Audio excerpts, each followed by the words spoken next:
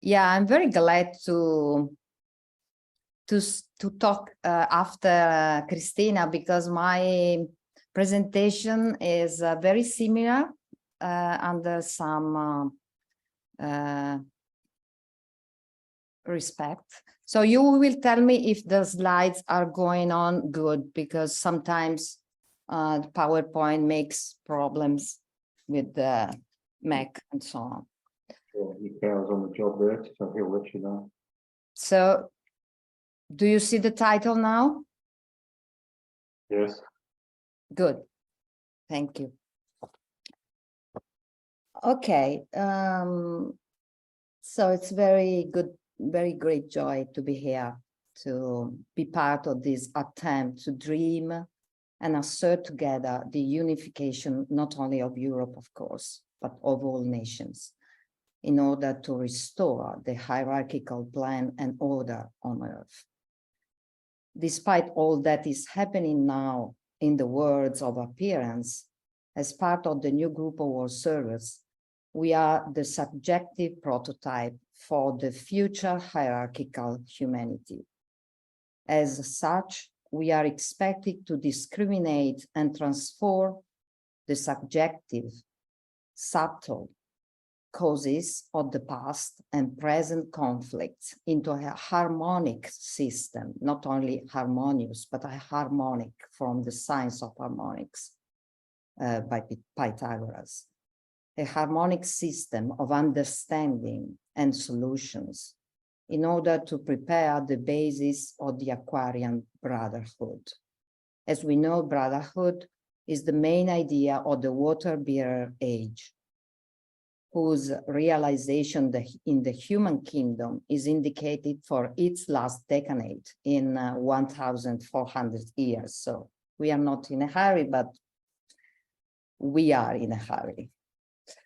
So let's consider how Europe, one of the 5 active centers of our planetary logos, can serve the idea of universal brotherhood by its essence and systemic function that is in the planetary system.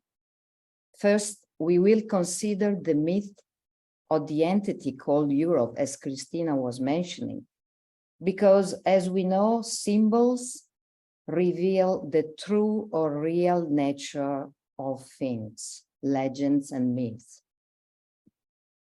So the first written traces of the myth of Europa, I will pronounce not in English idiom, but as it is written, Europa.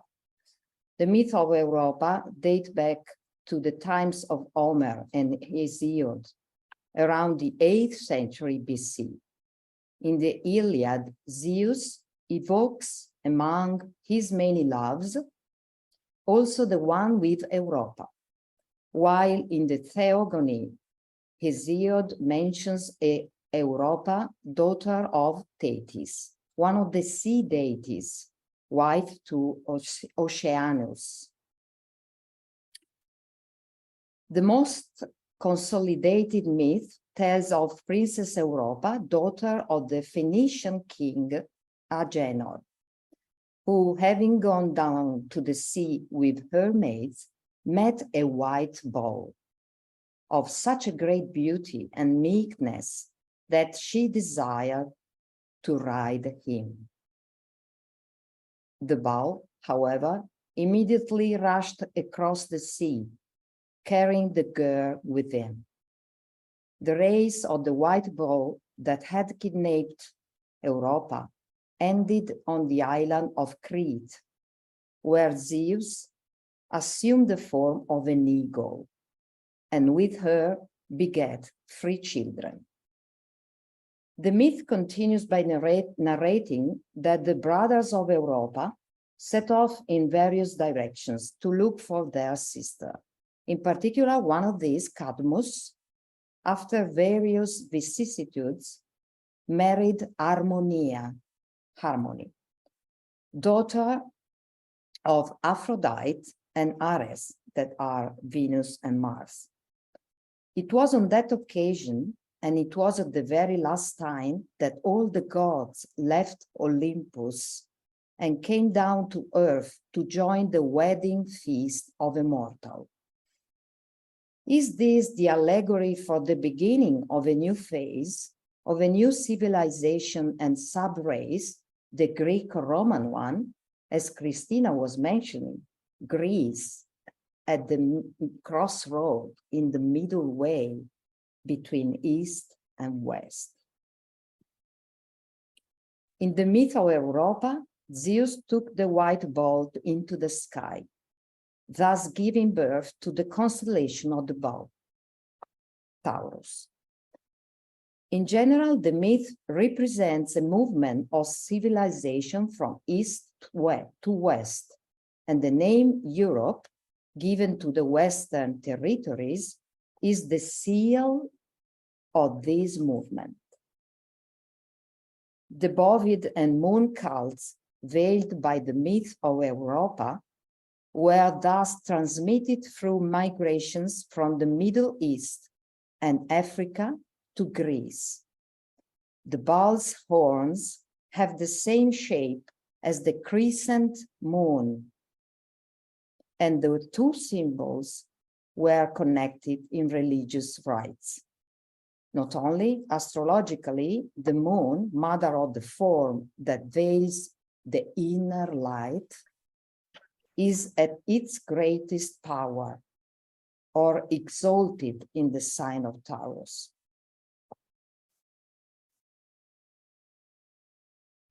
The transmission of the myth of Europa in the Middle Ages was entrusted to Ovid's Metamorphoses, and then from the 15th century, the Christianized version of the moralized Ovid spread, according to which Europa was the human soul and the bull represented the Christ, who redeems it by transporting it from earth to paradise.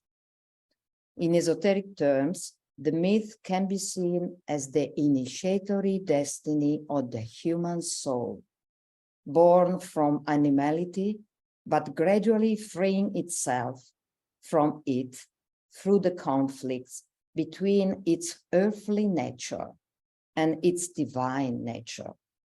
The latter, the divine nature, through the sacrifice of the former, develops and triumphs. So Taurus and the fourth ray seem to dominate the qualities of this myth, and even the eagle god recalls the opposite sign of Scorpio, associated with our fourth human hierarchy and the fourth ray, Mercury.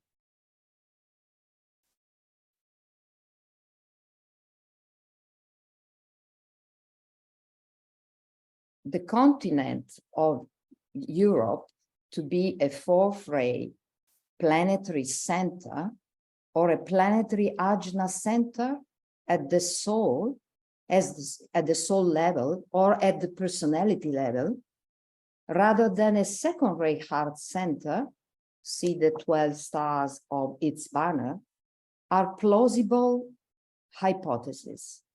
Hence, its importance for the current fifth Aryan race, as well as for the new group of world servers, indicated as forms of the planetary ajna center. And the new group of world servers is governed precisely by the sign Taurus. As esoteric astrologers know, Taurus, Pluto, and Earth, through our planetary head center, Shambhala, are of primary importance today.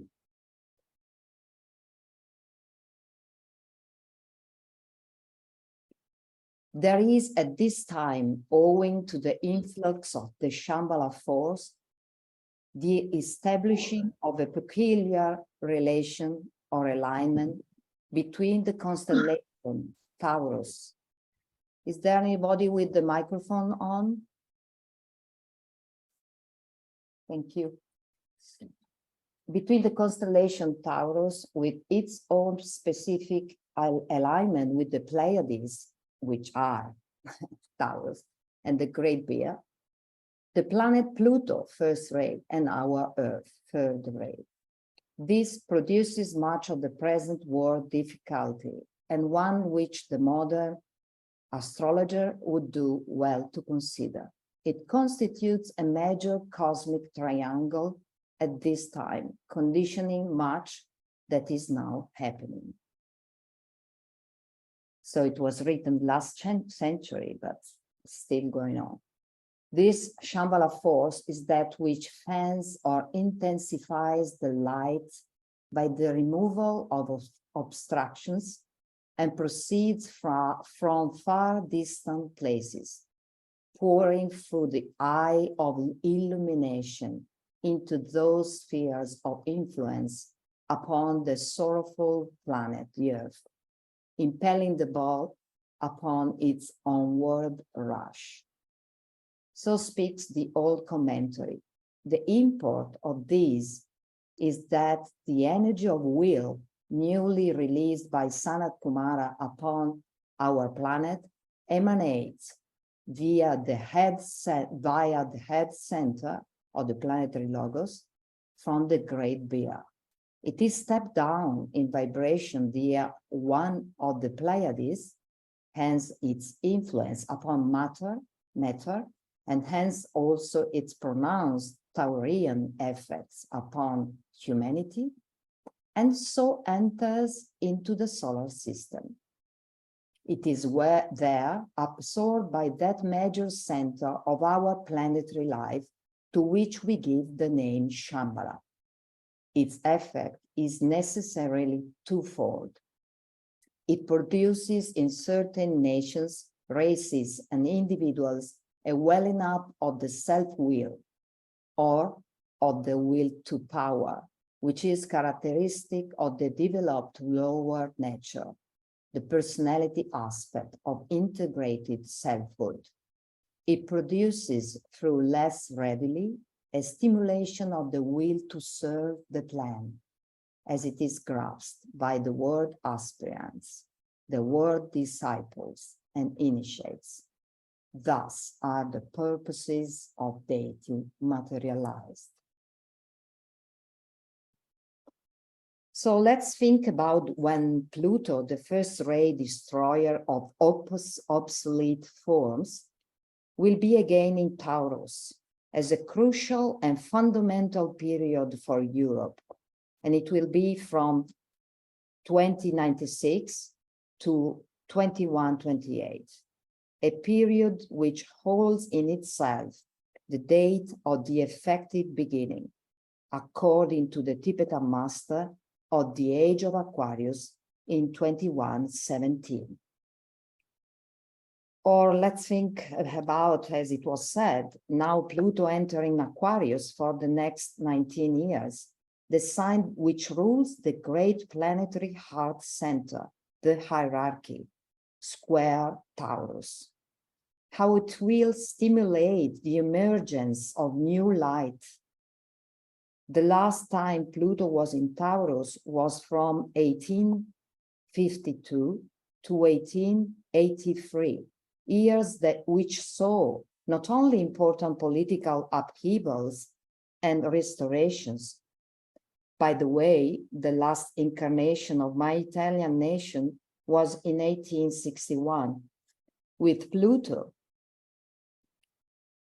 the moon, and Mars in Taurus, but also the beginning of the first dispensation of the teaching through Madame Blavatsky.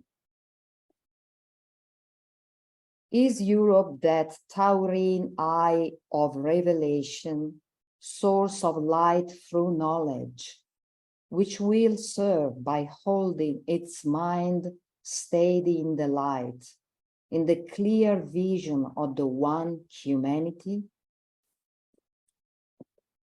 Among the 5 outlets for the energy of Shambhala and hierarchy, Europe contains Geneva, the heart center, and London, the plausible thought center.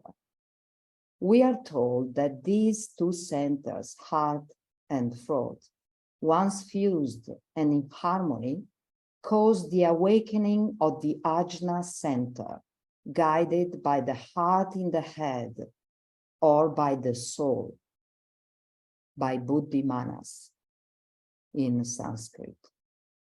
The awakening of New York under the command of Darjeeling, or at a higher level of the Ajna Center, Europe.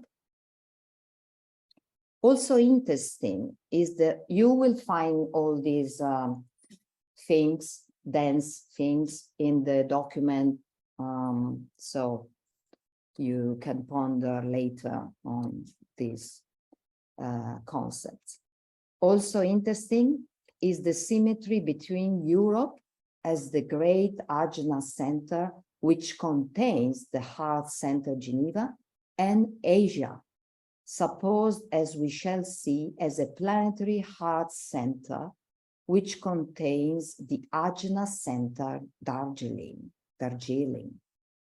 An ajna between the five on the spine, the five centers on the spine, but a head center for its first ray. This is Darjeeling. Another suggestion, the ajna center with its 96 petals is the synthesis of the lower centers, and with the evolution from being the seed of the multiple points of view, it becomes the operative center of the soul, which looks into the three worlds, serving the unitary purpose. Furthermore, the formula for the fifth Aryan race indicated by the teachings, which marries well with the multifaceted nature of the European nations, is precisely unity in diversity, the European motto.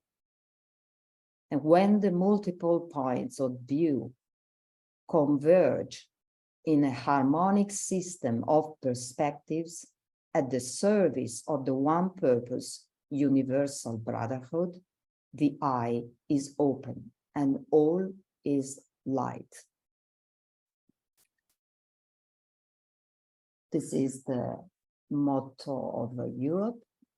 Europe is therefore united, and united must remain, one in diversity. May it spread peace in the world. May it always reign in Europe faith, justice, and the freedom of peoples in a larger homeland. Citizens, may Europe flourish. A great war calls you. Let the stars connect us, golden emblem of the firmament.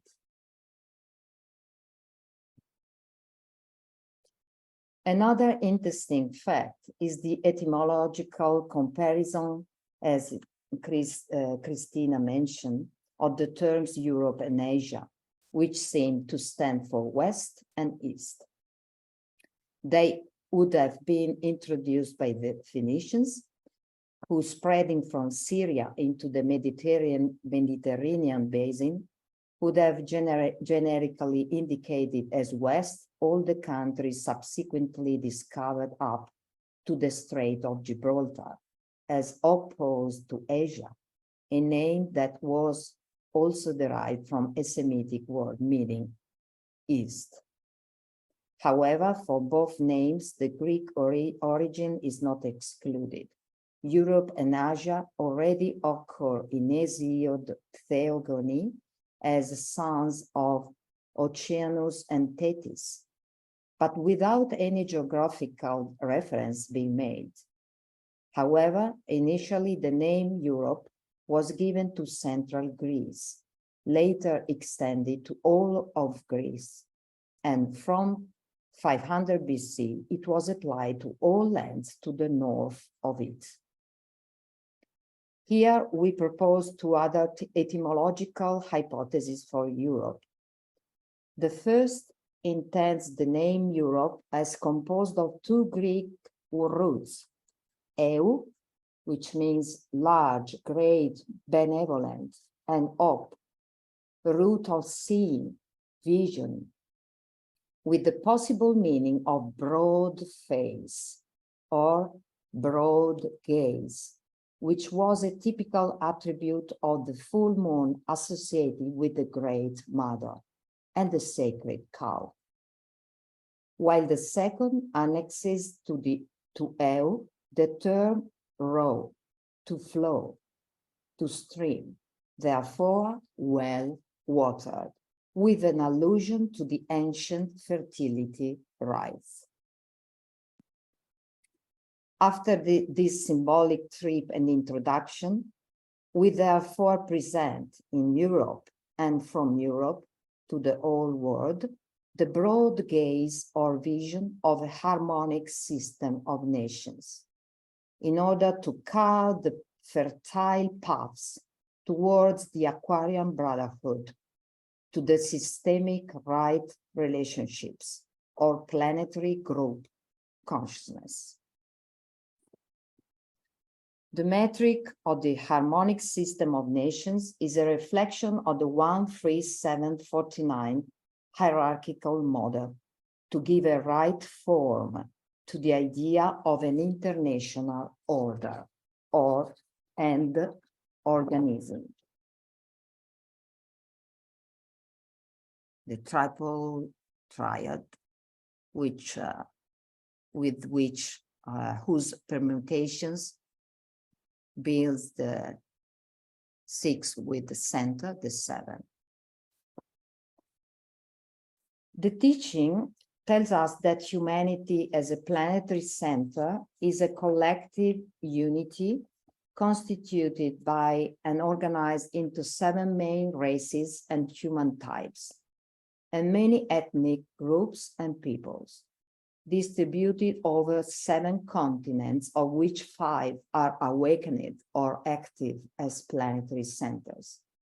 These parts or organs of the 4th human kingdom are driven by the evolutionary law, despite the prevailing separativeness, to relate to one another through increasingly comprehensive systems towards organic globality.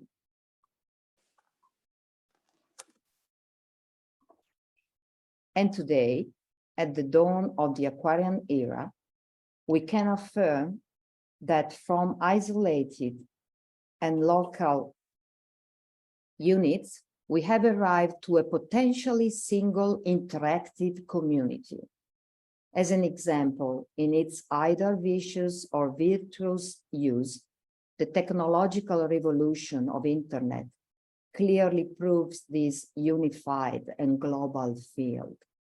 Right now, mainly on an instinctive level of emotions and thoughts, but in due course also on an ever higher and more conscious level.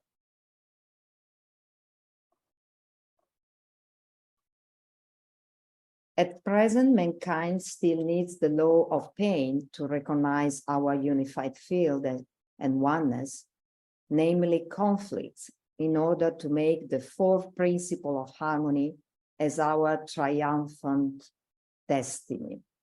We move seemingly slowly and yet at an accelerated pace towards the ideal of right human relationships, which will in due time precipitate the idea of brotherhood.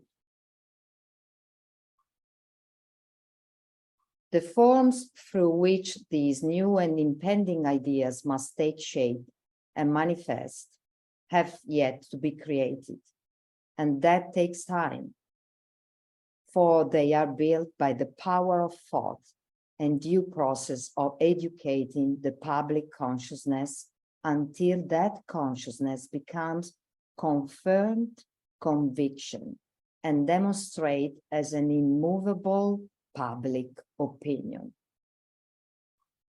Fear, foreboding, and concern are but temporary and will give place to that order, rhythmic imposition of the needed idealism, which will be applied eventually by love, motivated by wisdom, in cooperation with intelligence.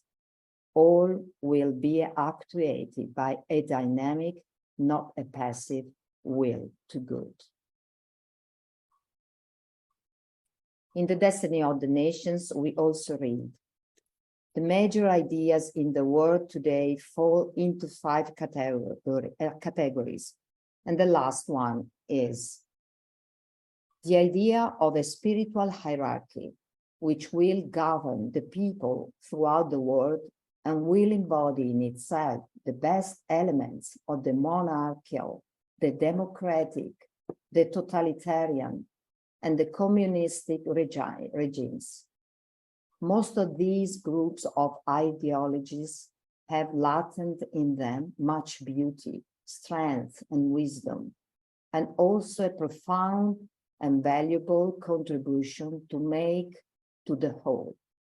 Each will eventually see its contribution embodied under the control of the hierarchy of the Lords of Compassion and the Masters of the Wisdom.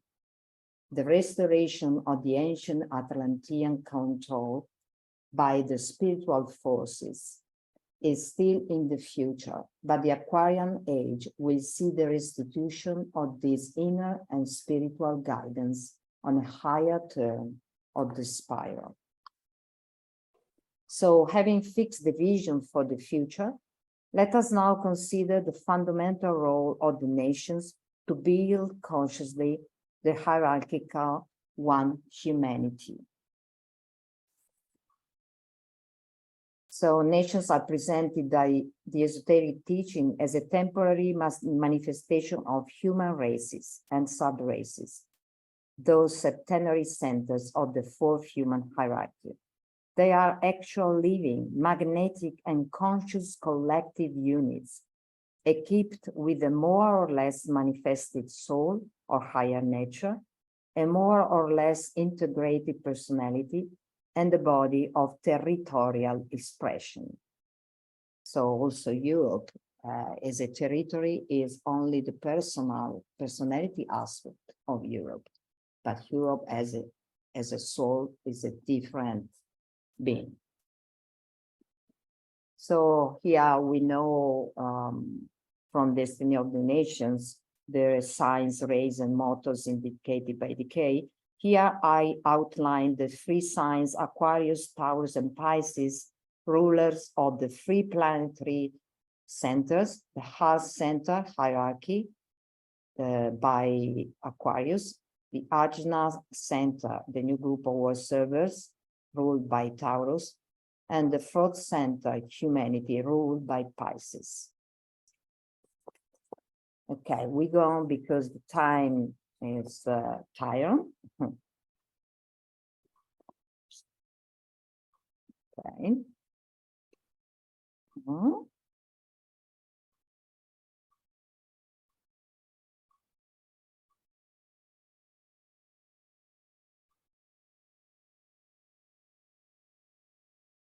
We know that the soul ray must be evoked into an increased functioning activity by the new group of world servers, the soul ray of nations. For this is one of their main objectives and tasks. This is from Initiation of Human and Solar quote. Okay. And this coming age will be as predominantly the age of group interplay, group idealism, and group consciousness, as the Piscean age has been one of personality unfoldment and emphasis, personality focus, and personality consciousness. So the isolated units of the one humanity, the nations, must today rise to the international group interplay, idealism, and consciousness, to their planetary or spiritual function, to ensure that the global organism is safe and sound at the service of evolution. Okay, we skip this. You are going to find in the writings, in the text.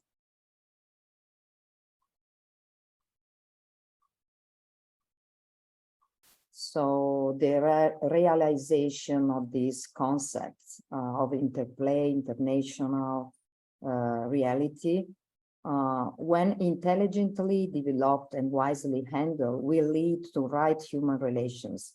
Economic stability is a quote from Externalization of Hierarchy. So economic stability based on the spirit of sharing and to a fresh orientation of man to man, of nation to nation, and of all to that supreme power to which we give the name God. Okay, humanity itself must be the goal of interest and effort, and not any particular nation or empire. All this has to be wrought out in a practical, realistic manner, divorced from visionary, mystical, and impractical dreams. And all that is done must be founded on one basic recognition: human brotherhood, expressing itself in right human relations. A quote from Raise and Initiations 122. Okay. So the harmonic system of nations, or the esoteric order of the nations, united in the name of the common good, is certainly one of the most urgent ideals to be nourished and vitalized here and now, consciously altogether, through the projection of the most beautiful vision of the one humanity. And we do it with the help and because of our subjective or soul meditation, through our creative imagination, the medium of the higher mind, to unite the world of ideas and ideal formulas with that of the forms of the new culture and civilization. So every nation which has sufficiently integrated its personality, that is, stabilized its individuality with respect to the planetary community, will progressively know its potential and possibilities, and the astrological key and their constituent rays, as well as the examination of the virtues and defects of their peoples, their talents and fragility, can illuminate the unitary path to follow, converging towards the one in function of the planetary common good. In particular, here are presented three hypotheses of a right sorting or harmonic arrangement of the system of nations according to the 49 metrics of ray energy combinations or functions, the model of hierarchical organization of life and of its agents or builders. According to this view, this Pythagorean lambdoma, or 7 times 7 matrix ruled by the 7 rays of life, is a scientific and magic way to square the circle of any idea. And in particular here, of the evolutionary plan of the hierarchical humanity, a matrix of 49 planetary goals or energy vortices as a first systemic formulation of its buddhic energies or impulses onto the causal and fiery world of monastic thought, therein fixing its living 7 main centers or goals taken from the teachings along the central diagonal and 42 minor ones. The 49 centers or fires of Brahma, of any celestial idea, so this is the idea of a plan, have to be activated by group soul attestation and meditation. And in this systemic perspective, through their 49 relevant functions and ideal formulas that the hearts and minds or nations have to translate in a harmonic action that is, into a spiritual coordinated cooperation for the common good. The plan or the planetary order or any idea is a living entity, a substantial energy, and an energetic substance, which requires a harmonic human system of relationships, first to be defined and then realized in the three words, in order to bring about the main idea of brotherhood. In the following three hypotheses, the central diagonal, identified with the 7 main centers of the 4th human hierarchy on Earth, is filled according to 3 different perspectives, while the 42 subsidiary boxes are by the nations, placed here according to their indicated soul and personality race. It will be interesting to fill all the 42 boxes when the Tibetan will give us, or any other master will give us, the race of the nations. The 3 perspectives see the 7-fold central axis identified according to the 3 aspects of spirit, consciousness, substance, as esoteric science teaches us. So the first hypothesis sees in the diagonal the continents, indicated as the substantial form of the 7 planetary centers. And as Christina read, they are indicated as the 5 major endocrine glands in correspondence. They are related to 5 centers. And we go fast here. The second hypothesis is in a diagonal the consciousness aspect of the 7 centers of the 4th human hierarchy is represented by the 7 ray groups of initiates operating through our higher nature, or the 7 egoic groups on monastic level. They were, are, and will educate and initiate their affiliated souls in the indicated 7+7 occult schools, as written in letters of occult meditation, intended as cradles of the initiatory seeds of the future culture and humanity. And look, in Europe, we have the 2nd ray main and preparatory schools in Ireland or Scotland and Wales. We have the 1st ray future Greece preparatory 1st ray school. We have Italy and Southern France as the 3rd ray schools. And we have Sweden and Russia as the 5th ray schools. So much of these consciousness aspects are in around or in Europe. And it is written that only those nations which originally had the training schools for the mysteries, with the exceptions, with 3 exceptions, will be again during the earlier stages permitted national schools.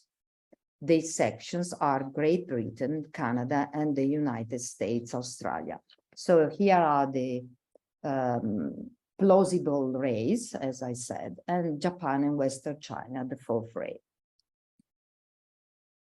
And the 3rd hypothesis sees the spirit. The 3rd hypothesis is sacred to the spirit aspect or life aspect, and would be concerned with the 5 planetary inlets, plus the 2 still hidden, indicated in the teachings as the 5 main centers of the present 5th root race of humanity, corresponding to 5 key cities through which hierarchy and Shambhala distribute their energies. 5 there are today in the body of him in whom we live and move and have our being. 5 focal points of spiritual energy, expressing themselves through 5 awakened centers in that body. These 5 are Geneva, for the European continent, as Philip was presenting, London, the British Commonwealth of Nations, New York for the American continent, Darjeeling, Central and Western Asia, Tokyo for the Far East. So we go on. Also, Africa and Australia will host the other 2 centers. And we know that through these 5 inlets, the energy of the 5 rays pours forth.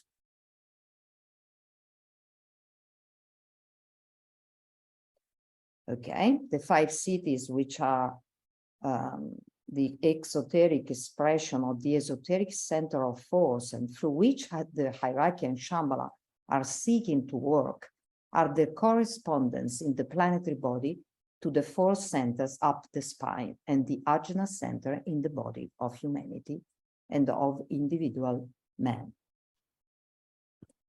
Okay. Antonella, sorry to interrupt. You're going over time now. Yeah. Okay, I have almost 2 minutes. No, Can I finish? Okay. Anyway, the attribution are mere working hypothesis, and it would be beautiful to constitute one day a study group to examine and inquire into that. Okay. So just to finish, the mission of true humanity is to learn intelligent love or the coordinated collaboration for a common purpose. Another way of defining the hierarchical order, the systemic relations. And in a treatise of cosmic fire, it is written, the immediate objective of the human kingdom is consciously to establish systemic relations and be actively and consciously part of group work. Okay. I leave this, and I finish with this wonderful Shakespearean, heaven doth with us as we with torches do, not light them for themselves. For if our virtues did not go forth of us, 'twere all alike as if we had them not.